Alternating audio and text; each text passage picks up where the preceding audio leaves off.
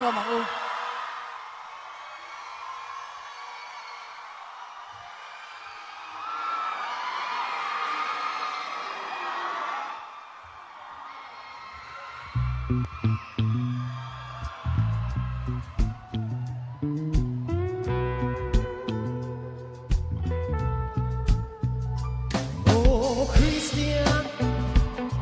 Chui silfen em nile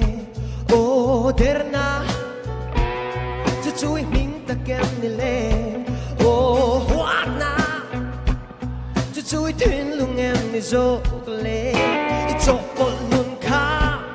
và năm mắt khen long che hoi kiro qua dai ma ya hoi te go now in a kat te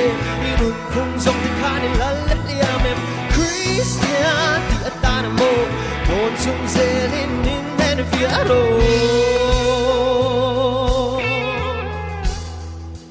o tharau mi chui sil fenem nile o farisai chui ming di kem nile sao thao na chui tin lung em ni zo le zo con lung kha và năm mắt khen long che hoi kiro qua dai ba ya họ te go now in the te in khung dòng kha ni la la em Christian di atanamo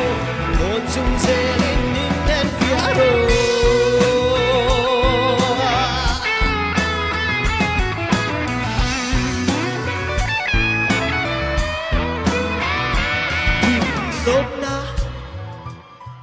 chui siêu fan em nile oh bum tu chui mình thì kem nile lem let na chui thuyền lung em ni gió lê cho một nụ ca và nó khét lòng che hoi kiro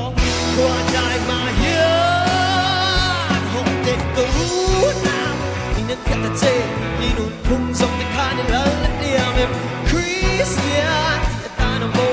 con chung zelin in den fiaro now in the te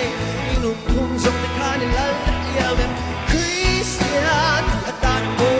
con chung zelin in den fiaro